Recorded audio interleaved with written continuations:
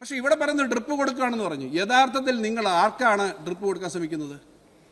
ആരെയാണ് നിങ്ങൾ സഹായിക്കാൻ ശ്രമിക്കുന്നത്? നിങ്ങൾ ഡൽഹിയിൽ ചെയ്ത അതേ പൊളിറ്റിക്സ് ആണ് കേരളത്തിൽ നടത്താൻ ശ്രമിക്കുന്നത്. നിങ്ങൾ ഡ്രിപ്പ് കൊടുത്തത്, എന്ത് കണക്ക് പറഞ്ഞാലും ഡ്രിപ്പ് കൊടുത്തത് അവിടെ BJPക്കാണ്.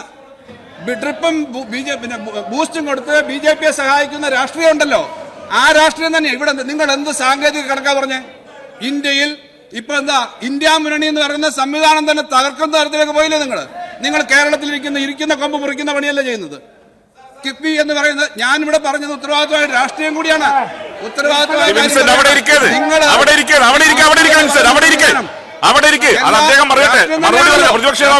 അടിസ്ഥാനത്തിലാണ്, രാഷ്ട്രീയ പാർട്ടിയുടെ മുന്നണി അടിസ്ഥാനത്തിലാണ് ഞങ്ങളോട് നിൽക്കുന്നത്. നിങ്ങൾ സിയാൻഡേജി ഉൾപ്പെടെയുള്ള കാര്യങ്ങളിലേക്ക് നിങ്ങൾ അത് ഫ്യൂൽ ചെയ്ത് കൊടുത്തു. സാർ, പണ്ടൊരു സിനിമയിലുണ്ട്, അങ്കമാലിയിലെ പ്രധാനമന്ത്രിയാണ് എന്റെ അമ്മാവൻ എന്ന് പറഞ്ഞ പോലെ അല്ല. അങ്കമാലി എന്ന് പറയുന്നത് ഞാൻ വെറുതെ പറയില്ല. അങ്കമാലിയിൽ ഇപ്പോൾ അങ്കമാലി ഉൾപ്പെടെ എല്ലാ സ്ഥലങ്ങളിലും, അങ്കമാലിയിൽ അങ്ങക്ക് ഞാൻ ഈ പറയുന്ന പ്രസംഗം അങ്ങക്ക് അവിടെ മണ്ഡലത്തിൽ ഉപയോഗിക്കാം. ഞാൻ പറഞ്ഞത് അങ്ങ് ആ കിട്ടുന്ന കാര്യങ്ങളെ പോലും നമസ്കരിക്കാനും ഇല്ലാതാക്കാനും പറ്റുന്ന കാര്യങ്ങളാണ്. സാർ, ഇപ്പൊ ഗിഫ്റ്റ് സിറ്റി, ഞാൻ മറ്റു കാര്യങ്ങളിലേക്ക് പറയുമ്പോൾ ഒരു കാര്യം പറയാം. ഗിഫ്റ്റ് സിറ്റി പറയാം, ഇത് ഞാൻ സംസ്ഥാനത്തിന്റെ പൊതുവായിട്ടുള്ള ഒരു വിഷയമാണ് അവതരിപ്പിച്ചത്. അങ്ങ് അങ്കമാലിയെ കുറിച്ച് പറഞ്ഞുകൊണ്ടിരിക്കുകയാണല്ലോ. കണ്ണൂർ എയർപോർട്ടിൽ ഞാൻ മുമ്പ് പറഞ്ഞിട്ടില്ല, കണ്ണൂർ എയർപോർട്ടിൽ ഒരു ഹെലികോപ്റ്റർ ഇറക്കിയിട്ട് അവിടെ ഉദ്ഘാടനം ചെയ്തു. സാർ, കേരളത്തിൽ 100 സ്ഥലത്തെങ്കിലും ഹെലികോപ്റ്റർ ഇറക്കി ഉദ്ഘാടനം ചെയ്യാം. ഹെലികോപ്റ്റർ അല്ല, ചെറിയ ചെറിയ ചെറിയ ചെറിയ ഡിഫൻസിന്റെ ചെറിയ വിമാനം ഏത് സ്ഥലത്ത് ഡോർണിയറോ മറ്റോ ആണ്. ഡോർണിയർ എന്ന് പറയുന്ന ഒരു കാര്യം ഞാൻ പറയാം, പട്ടികജാതി വിഭാഗത്തിനുൾപ്പെടെ ഏതെങ്കിലും പ്രത്യേക പരിഗണന അർഹിക്കുന്ന ഒരു വിഭാഗത്തിന്റെയും പണത്തിൽ 1 രൂപയും കുറയ്ക്കില്ല ഈ സർക്കാർ. റീസ്ട്രക്ചറിങ് നിങ്ങൾ ക്വസ്റ്റ്യനെ ചോദിക്കുന്നതാണ്, എനിക്കറിയാവുന്നതാണല്ലോ ഫണ്ട് പോകുന്നത്. എത്ര കോടി രൂപ? 1400 കോടി സ്കോളർഷിപ്പ് മാത്രം കൊടുത്തിട്ടുണ്ട് അല്ലേ? ഇപ്പോ ഈ കിഫ്ബിയുടെ പേരിൽ ആത്മാർത്ഥമായിട്ട് ഒരു ആവേശത്തോടെ നേരത്തെയൊക്കെ പറഞ്ഞാൽ അത്രയും പറയാൻ അങ്ങേക്ക് തന്നെ ഒരു മനസാക്ഷി കുത്തുണ്ടെന്നാണ് അങ്ങയുടെ സംസാരം കേൾക്കുമ്പോൾ തോന്നുന്നത്. കാരണം അങ്ങയുടെ മണ്ഡലത്തിൽ ഉൾപ്പെടെ സാധാരണ പഴയ പ്ലാനിന്റെ രീതി അനുസരിച്ചാണെങ്കിൽ അങ്ങയുടെ മണ്ഡലത്തിൽ ഇപ്പോൾ ഉള്ളതിന്റെ 4/1 കാര്യം പോലും നടക്കുമായിരുന്നില്ല. കേരളത്തിലാകെ എല്ലാ വർഷവും നമ്മൾ പ്ലാനിൽ വെക്കുന്നുണ്ട്. സ്കൂൾ കെട്ടിടങ്ങളുണ്ട്, കോളേജ് കെട്ടിടങ്ങളുണ്ട്, റോഡുകളുണ്ട്. പക്ഷെ എത്ര വർഷം കൊണ്ട് തീരേണ്ട കാര്യങ്ങളാണ് സാർ ഈ പറഞ്ഞ ഈ ചുരുങ്ങിയ കാലയളവിൽ പൂർത്തിയാക്കിയത്? ഞാൻ ഓരോ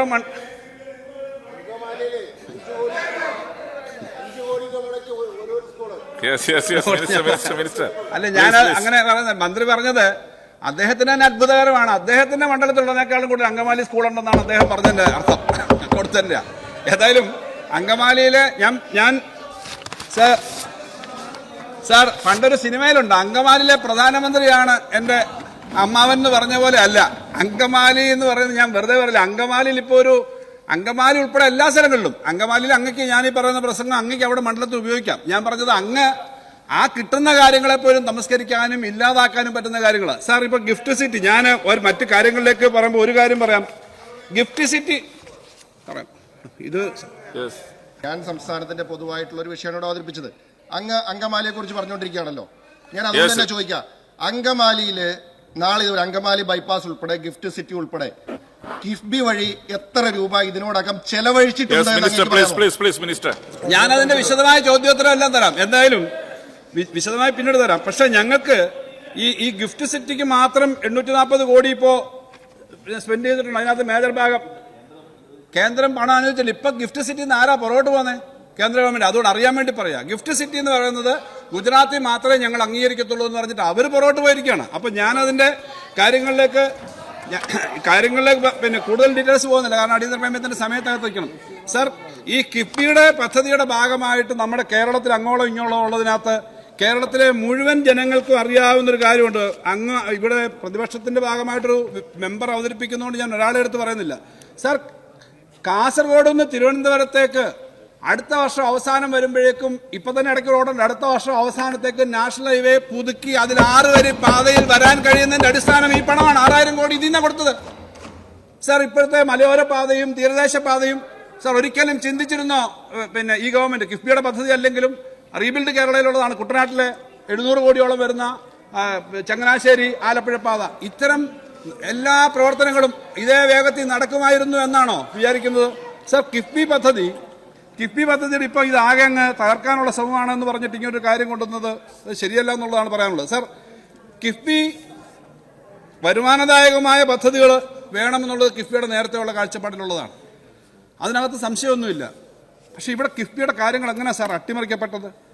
സാർ, ഇതിനകത്ത് നേരത്തെ തന്നെയുള്ള അതിനകത്ത് വരുമാനദായക പദ്ധതിയുണ്ട്. 75,000-ലധികം കോടി രൂപയുടെ വർക്കുകൾ വരുമ്പോൾ ലാൻഡ് അക്വിസിഷൻ ചോദിച്ചു ബാക്കി കാര്യങ്ങൾ ഒക്കെയുണ്ട്. പക്ഷേ കിഫ്ബി എടുക്കുന്ന സമയത്ത് പറഞ്ഞ പോലെ കാര്യങ്ങൾ എത്തുന്നു എന്നുള്ള സന്തോഷത്തിലാണ് ഇപ്പോൾ പ്രതിപക്ഷത്തിൻ്റെ ഭാഗത്തുനിന്നുള്ള ചർച്ച. അന്ന് പറഞ്ഞു ഇത് ഞങ്ങൾ അന്നേ പറഞ്ഞില്ലേ ഇത് തകർന്നു പോകും.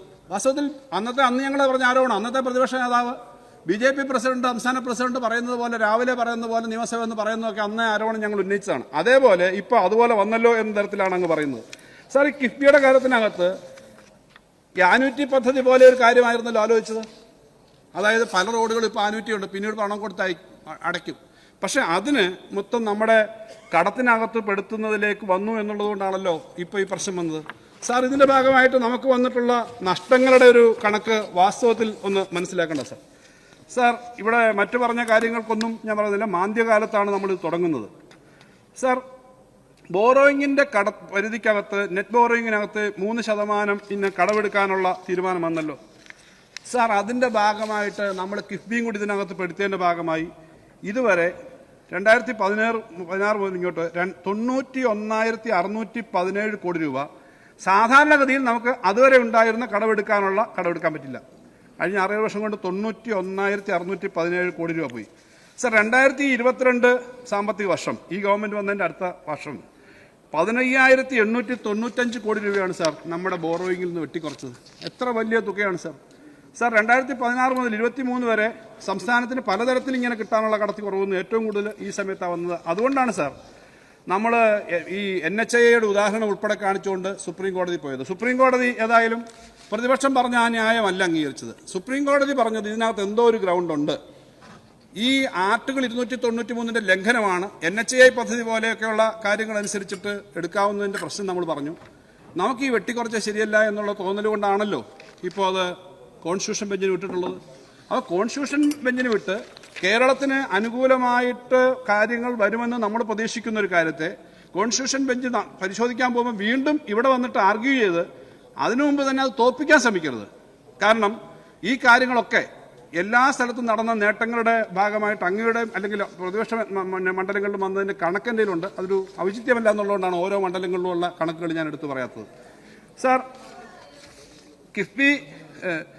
കിഫ്ബി മോഡലിൻ്റെ ഈ കാര്യത്തിനകത്ത് പറഞ്ഞ കാര്യങ്ങളെ സംബന്ധിച്ച് എടുത്ത ഈ സമീപനം പിന്നെ വളരെ തെറ്റാണ്. അതിനകത്ത് ഓരോ കാര്യങ്ങളും ഞാൻ എടുത്തോളൂ. അങ്ങോട്ട് പറഞ്ഞല്ലോ ഇവിടെ കിഫ്ബിക്ക് ഇപ്പം ഡ്രിപ്പ് നൽകേണ്ട കാര്യമൊന്നുമില്ല. ഡ്രിപ്പ് നൽകേണ്ട കാര്യമില്ല. ആ പദ്ധതികൾ എവിടെയാണ്? ഈ 35,000 കോടി രൂപയാണ് ഞാൻ പറയുന്നു. ഈ ഗവൺമെന്റിന്റെ കാലാവധി കഴിയുമ്പോൾ 35,000 കോടി രൂപയിലെങ്കിലും ഇപ്പം തന്നെ വർക്ക് നമ്മൾ ആദ്യം പ്ലാൻ ചെയ്തതല്ല അതുപോലെ വരത്തില്ല. പല സ്ഥലത്തും എന്തുകൊണ്ടാണ് ലാൻഡ് എടുക്കാൻ പറ്റാത്തത്?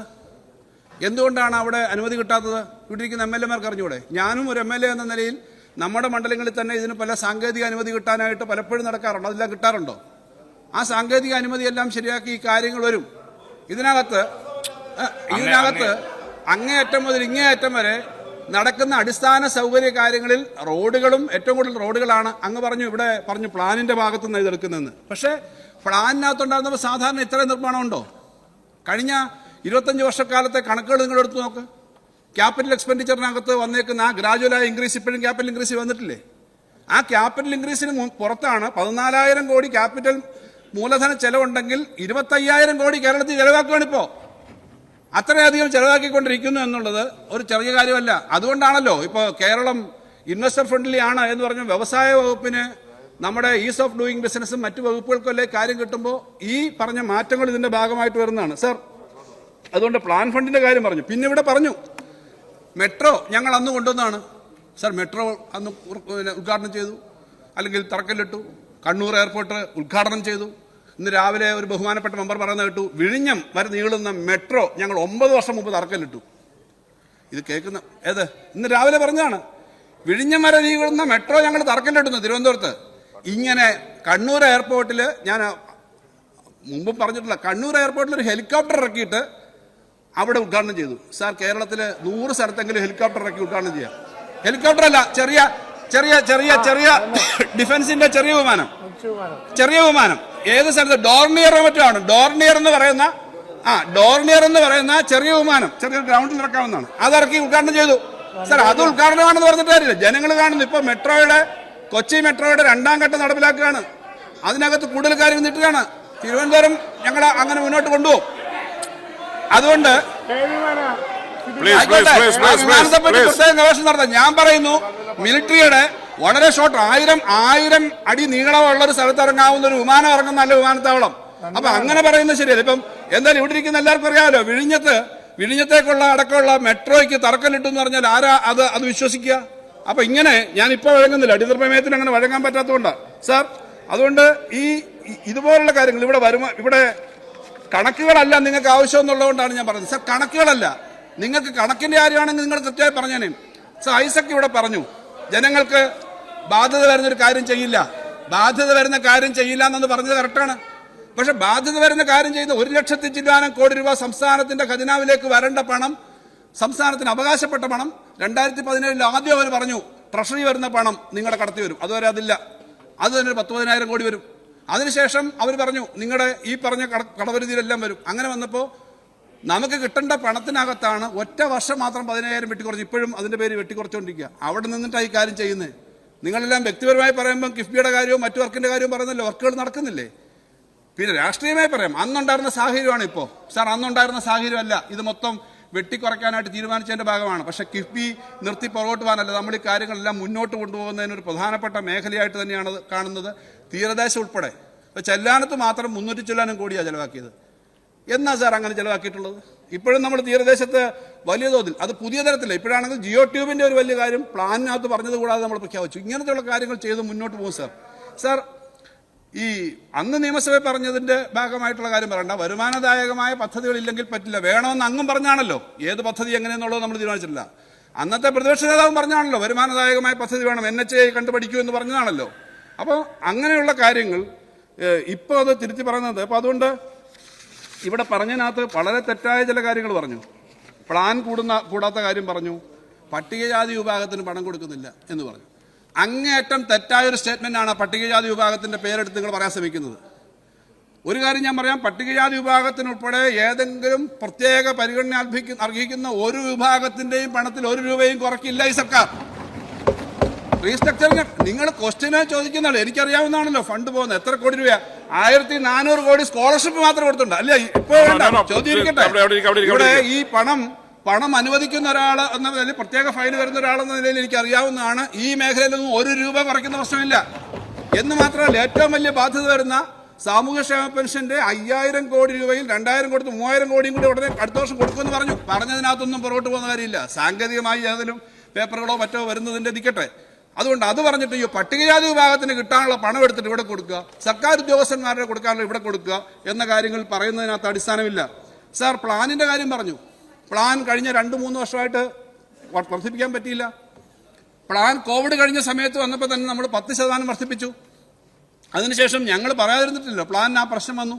ഇപ്പോൾ പ്ലാൻ വീണ്ടും വർദ്ധിപ്പിച്ചു. എന്താ കാര്യം? സാർ, 57,000 കോടി രൂപയാണ് സാർ ഒരു വർഷം ശരാശരി വെട്ടിക്കുറച്ചത്. കണക്കുകൾ ആവർത്തിക്കേണ്ട കാര്യമില്ലല്ലോ.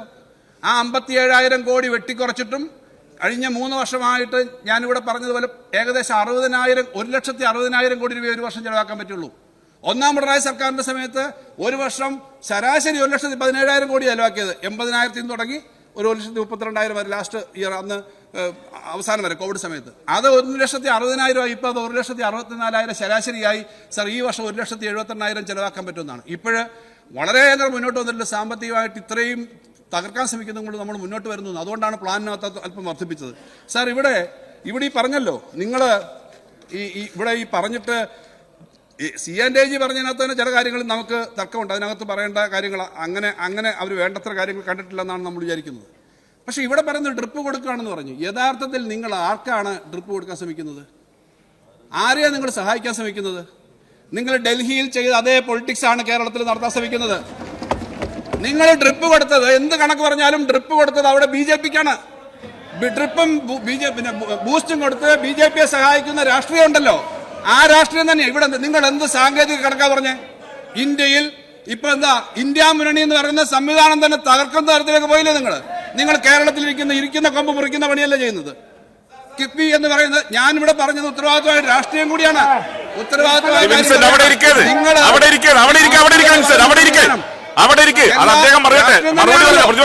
പാർട്ടിയുടെ അടിസ്ഥാനത്തിലാണ്, രാഷ്ട്രീയ പാർട്ടിയുടെ മുന്നണി അടിസ്ഥാനത്തിലാണ് ഞങ്ങളോട് നിൽക്കുന്നത്. നിങ്ങൾ സിയാൻഡേജ് ഉൾപ്പെടെയുള്ള കാര്യങ്ങളിലേക്ക് നിങ്ങളത് ഫ്യൂവൽ ചെയ്ത് കൊടുത്തു. കൊടുത്തിട്ട് ഇതെങ്ങനെ നിർത്തുക? മോൻ ചത്താലും വേണ്ടില്ല, മരുവോടെ കണ്ണീര് കണ്ടാൽ മതി എന്ന് പറഞ്ഞ് അങ്ങനല്ലേ?